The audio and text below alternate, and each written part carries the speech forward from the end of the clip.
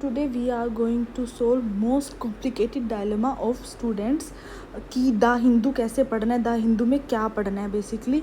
तो हम बहुत शॉर्ट ये वीडियो बनाएंगे कि क्या पढ़ना है, फर्दर पढ़ना है आपको ये।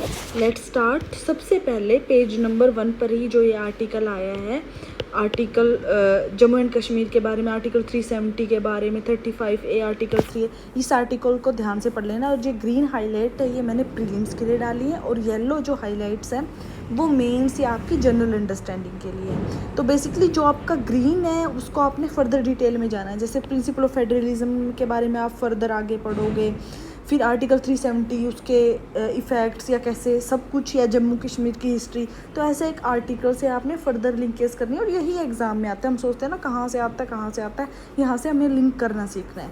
सेकंड आर्टिकल जो हम पढ़ेंगे वो पढ़ेंगे हम ये इसरो वाला, जो आदित्य L1 लॉन्च किया है इसरो ने, उसके बारे में। मैंने उसमें थोड़ा सा क्वेश्चन भी डाल दिया कि L1 पर ही क्यों लॉन्च कर रहे हैं हम, तो उसकी डिटेल भी यहाँ पे। फर्दर अगर आपको इन सब चीज़ों के नोट्स चाहिए तो आप मेरे टेलीग्राम चैनल फॉलो कर लेना, उसका लिंक डिस्क्रिप्शन में है।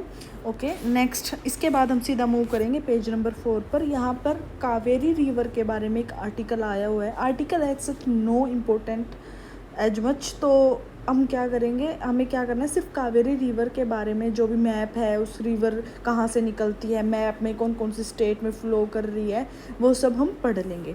उसके बाद नेक्स्ट हम मूव करेंगे पेज नंबर 6 पे।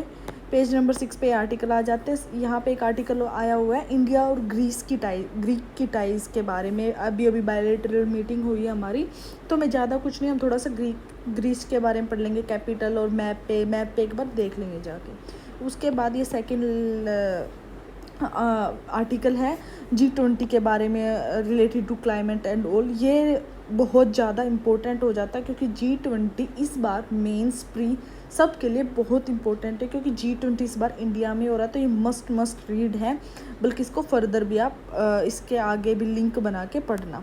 नेक्स्ट हम जाएंगे पेज नंबर 8 पर। इसमें इसका AI और ChatGPT के बारे में, कैसे वर्क करते हैं, इन सब के बारे में, वे फॉरवर्ड और एक्चुअली वर्क क्या होता है, वो सब के बारे में आर्टिकल इतना अच्छे से नहीं दिया है ये, बट आप एक ग्लैंस दे सकते हैं, एक बार गो थ्रू कर सकते हैं इफ़ यू हैव टाइम। फिर नेक्स्ट हमारे पास जो न्यूज़ है वो है WFI यानी कि इंडियन रेसलिंग फेडरेशन सस्पेंड कर दी गई यूनाइटेड वर्ल्ड रेसलिंग से के द्वारा। तो इसके लिए हमारे लिए WFI बहुत ज़्यादा इम्पोर्टेंट हो जाती है। इसकी एस्टेब्लिशमेंट, मेंबर्स कैसे वर्क करती है, वो सब आपने बहुत अच्छे से पढ़ना है। इसके बाद हम सीधा मूव करेंगे पेज नंबर 10 पर। यहाँ पर चाइना की टेरिटोरियल क्लेम्स के बारे में न्यूज़ आई है। तो न्यूज़ ऐसा सच हमारे लिए इतनी इंपॉर्टेंट नहीं है, बट चाइना की ये चीज़ें न्यूज़ में रहती है, टेरिटोरियल क्लेम्स, और वो अपना मैप लॉन्च करते रहते हैं। तो इसलिए उसके जो क्लेम्स है, जैसे 9 डैश लाइन है साउथ चाइना सी में, और उसके जो हमसे बॉर्डर हैं, कॉमन बॉर्डर पासिस हैं, स्टेट्स हैं, रिवर्स हैं, माउंटेन्स हैं, उनके बारे में एक बार गो थ्रू कर लेना।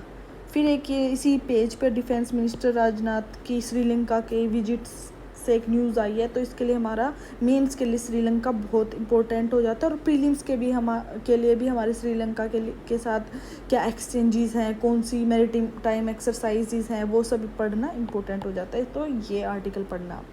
फिर उसके बाद हम जाएंगे डायरेक्टली पेज नंबर 14 पर। यहाँ पर जो पॉपुलेशन रिलेटेड एक न्यूज़ है। पॉपुलेशन इटसेल्फ टॉपिक हमेशा बहुत इंपॉर्टेंट होता है GS1 मेंस के लिए। तो उसके लिए आप इसमें से कुछ पॉइंट निकाल लेना और पढ़ लेना। Thank you, bye bye. ये सीरीज अगर आपको पसंद आए तो प्लीज़ लाइक एंड सब्सक्राइब, और ये मैं कंटिन्यू